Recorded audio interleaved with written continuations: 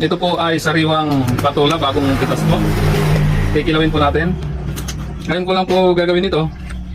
Itikman po natin ang patola kung masarap. Patola. Oo nga, patola. Patulang fresh. Tamis! Ay, katamis. Para lang Indian mango eh. Parang Indian mango lang ah. Tamis! Ang tamis ay. Ano ba yun? Din naman. Parang wala lang din. Wala siyang lasa? Ano? Kung nag-hiking ka, alam mo yung bagay na nakukunan ng tubig talaga, pinuputol. Yun ang lasa niya. Hindi ko magsisit. Sarap. Ngayon ko lang, kaya kapapintuhan natin ngayon ko lang na subukan. Hindi na pala. Meron na mga bagong discovery. Ano nga? Discover. Manamis-namis. Tamis! Masarap pala to. Parang okra